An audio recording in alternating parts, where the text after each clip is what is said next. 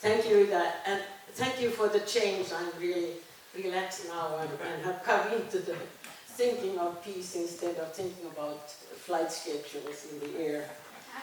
But I think the change was very good because Jörn took up some of the basic sort of things about the escalation and about the solving of conflicts. And I will try to address the more political side of the question in order to give you some maybe new insight. I have three things I was supposed to say something about. One was about the escalation, and I will talk to it. Second, I will look at the peace initiatives that have been on the table or under the table or wherever, and also then talk about, Jörn just showed the dramatic picture of the nuclear war. I will try to be more specific of where do we stand in relation to using nuclear weapons and what are sort of the threats today. And I will try to end like Jörn did about saying what could we do in the peace unions to prevent nuclear war. But first of all, I want to say something about political will. There is no conflict that can be solved without political will.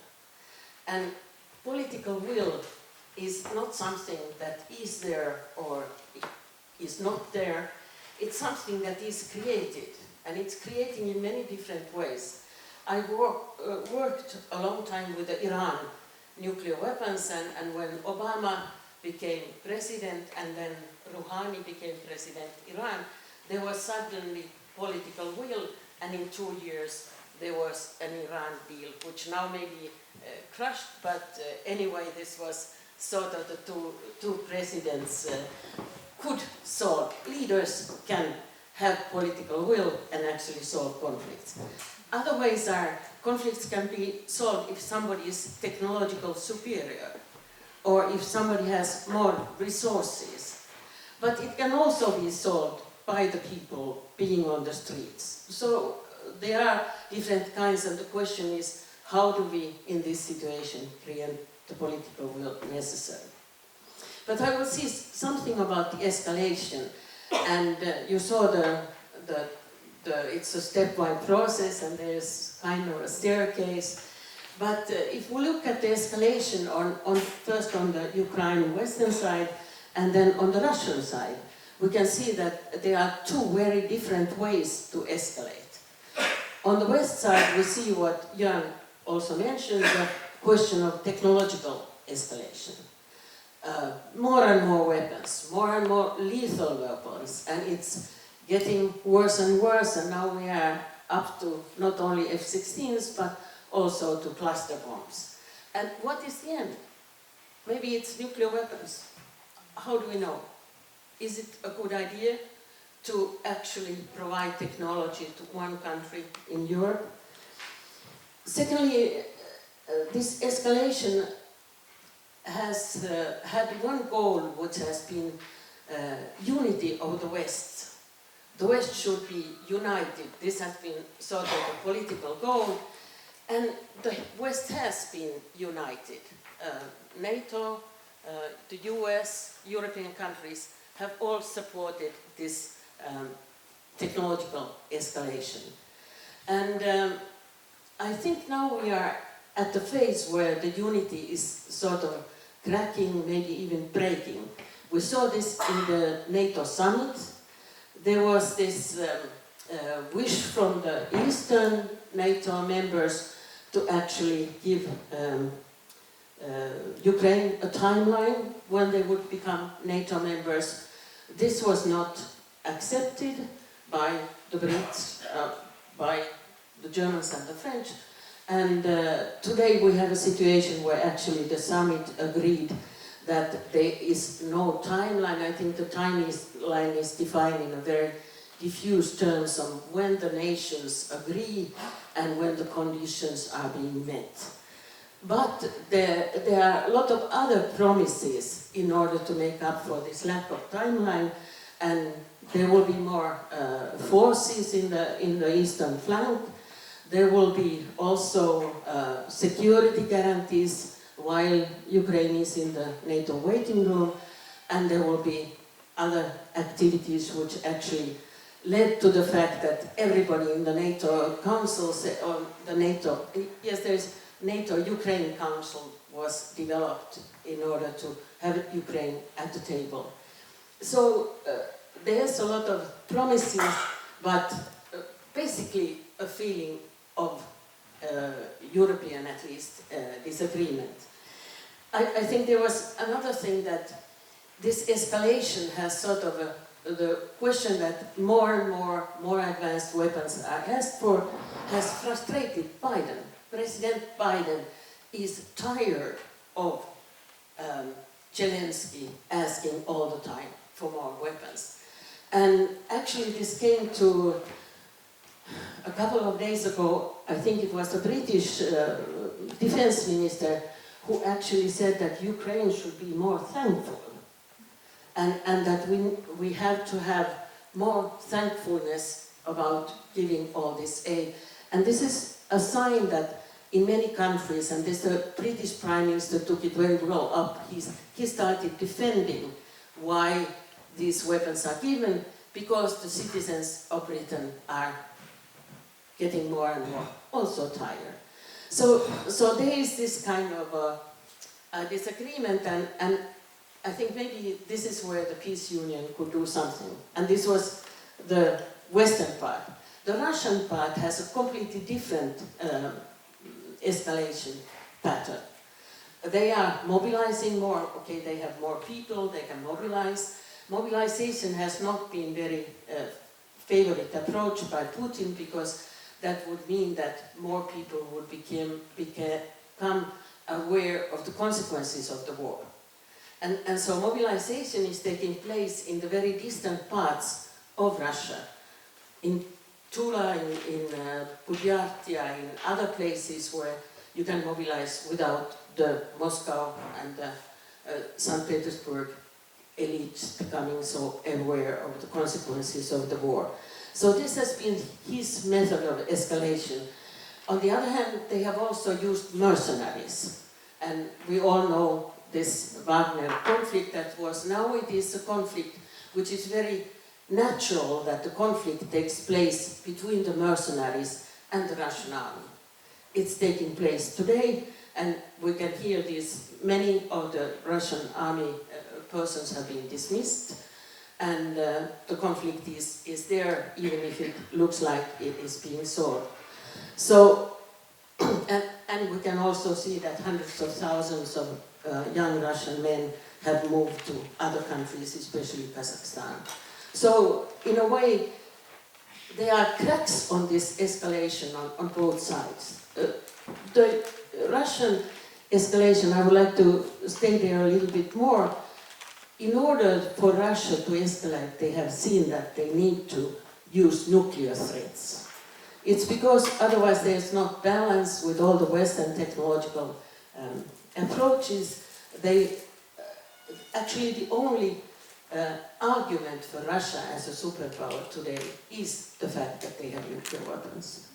And threatening by nuclear weapons is not very unusual. I mean, Trump did it at the General Assembly, and there has been a lot of threats through the years with nuclear weapons. And it's actually a thing that's built into what is called nuclear deterrence.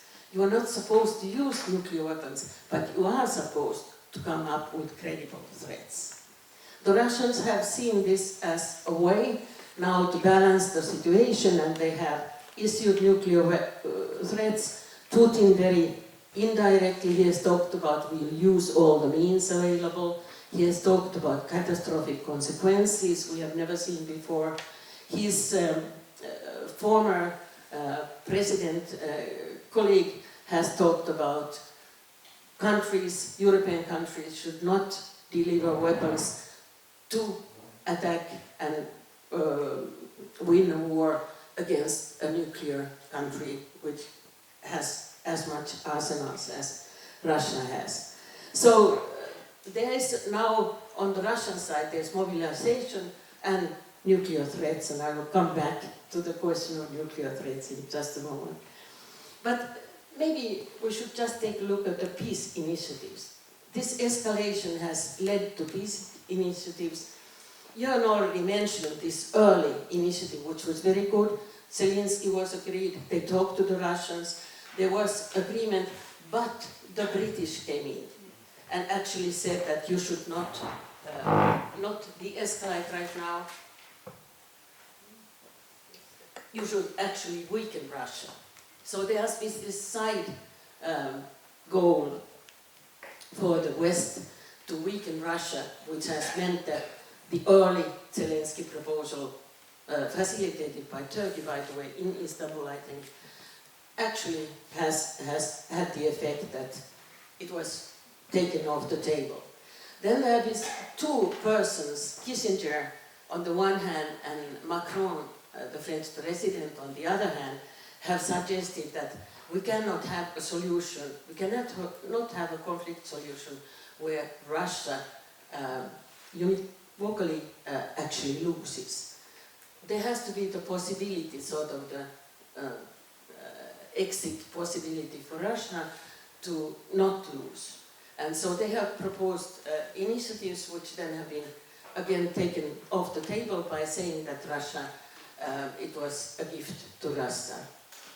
Then there's been, I think it's Anders Fogh Rasmussen, the former Danish Prime Minister, the former NATO Secretary General, who also has worked with what is called the Kyiv Compact. It has been a discussion about how to provide Kyiv all the security guarantees they need.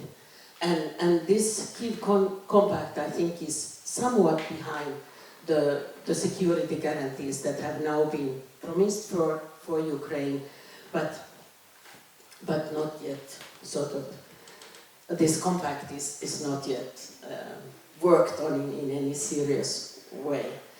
And then maybe the African nations have also taken initiative because of the food crisis. They talked to both the Russians and to the Kiev decision makers, but I really don't know where, maybe somebody knows here, where that suggestion stands. But what is very obvious in these peace initiatives is the lack of United Nations. We have one organization in the world that's responsible for peace. It has a charter where its responsibility for peace is to be taken seriously. Everybody is saying that, well, the Russian attack was illegal. It was illegal according to the UN Charter, and the UN is not doing anything.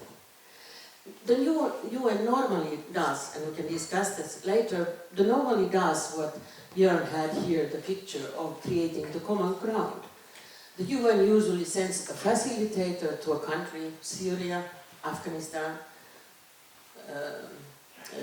Yugoslavia, and tries to define sort of where can the peace process start and what can be the first steps in the common ground.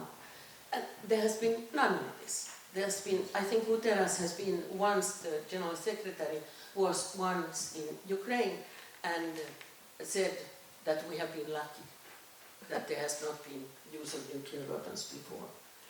So in this way, the question is, there is a very depressing history. After the First World War, the League of Nations was established. After the Second World War, it was dismantled because it couldn't do anything, and the United Nations was created. Now we are in a situation, we have a war, possibly also a Third World War, and the UN is without any activity.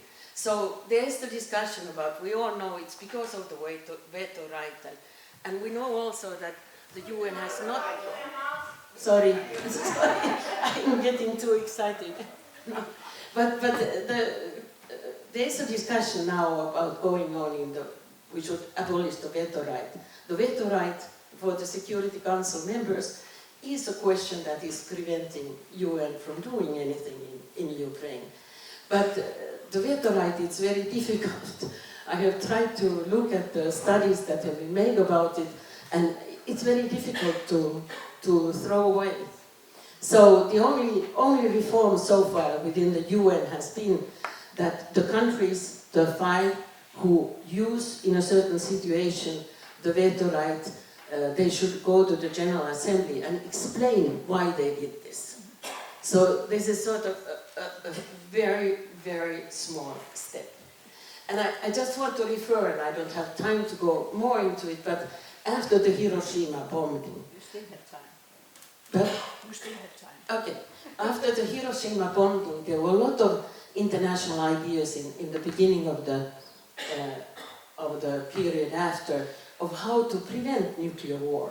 And Oppenheimer, who was the man in charge of the US bombing, actually said that we should have an international organization that has responsibility for all nuclear materials.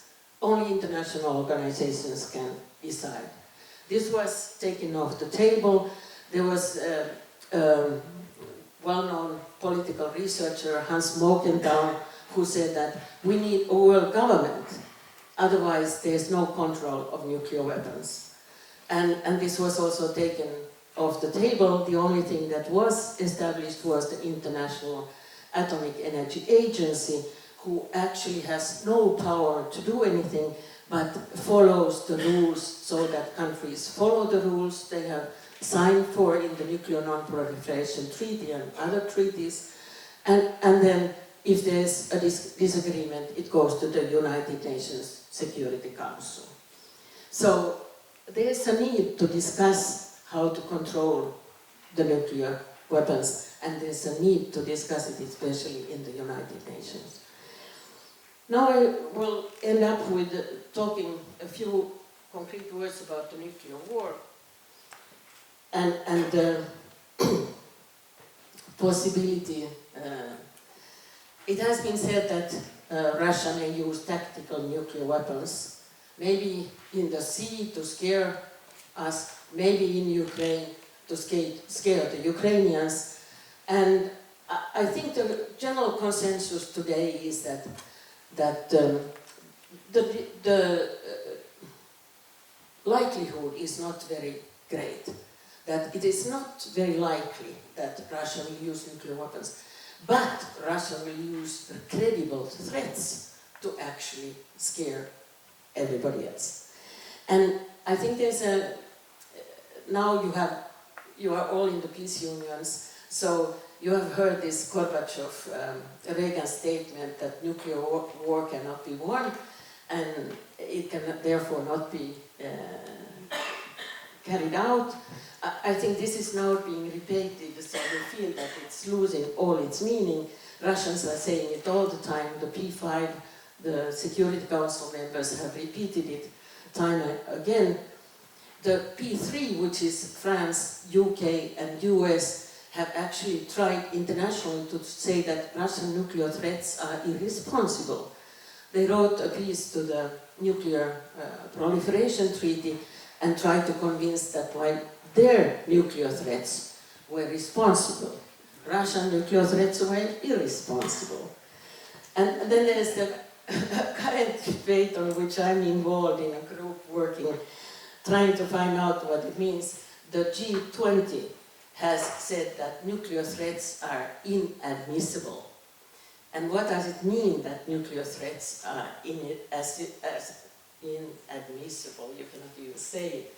It is so that the International Court of Justice has decided that the use of nuclear weapons and the threat of use of nuclear weapons is illegal, and the only exception is if the state, the survival of the state is in question. So nuclear threats in the Russian case should be illegal, and also according to this international justice condemnation, but Russia has turned it around and said, because the West is fighting us, our state is under threat. So we are standing there where it can just be turned around, and I will come back to that. I think it is very, very important that we work for the exclusion of nuclear threats in the world. I have one more point on the nuclear war, and I want you all to be aware that it is a one-man show. It is not a question of the populations, it's a question right now of two presidents making the decision. In the US, it's solely the US president that can make the decision. And there have been cases where he has been unable, drunk or otherwise, and where the officials have turned the possibility of using nuclear weapons to somebody else, which is illegal. In Russia, it is a question of three persons. It is Putin, it is the chief of the army, and the defense minister. But we have a situation where the two others are Putin's friends and Putin is a dictator, so actually it is also there a one-man show. And the question is, how can you prevent this, that one person decides the fate of the humanity? And you can see also in the debate that has been going on that everybody is asking, what does Putin think? Why do we ask what does Putin think in the question of nuclear war? It's because he can decide. And I think this is one of the things where the international community should act in a very resolute way in order to actually have control, more control over nuclear war than just this being one-man show. Before there was this idea that, okay, there are some dictators, Gaddafis and the like, that may use nuclear weapons if they get them, but will prevent them from getting it. Now we are in a new phase where it is the superpowers that have nuclear weapons, actually large arsenals of nuclear weapons, who make the decision. So now I will shortly just summarize and say, what can we do about nuclear weapons and nuclear war? And I think one thing is that there's now the Nuclear Non-Proliferation Treaty, which actually gives the right to 5 states to have nuclear weapons, and the rest should not have them. And there's a new treaty about prohibiting all nuclear weapons. None of the nuclear weapon states have signed this treaty, so it's only a non-nuclear weapon state treaty. But I think we should, in all our populations in the Nordic countries, talk more about this treaty and actually inform the people. And people are when they hear about the Nuclear Non-Proliferation Treaty, they are confused.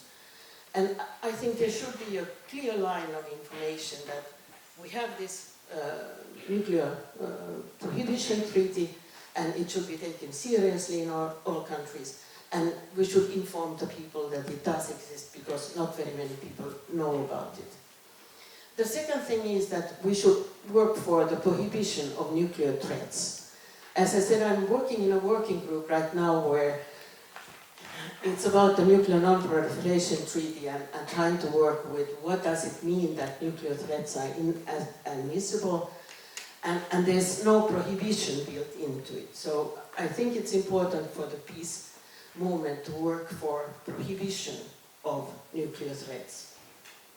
And then the third point is to avoid this one-man show, to try to actually work through the UN, through the peace unions, to create awareness that it's one person that can decide the fate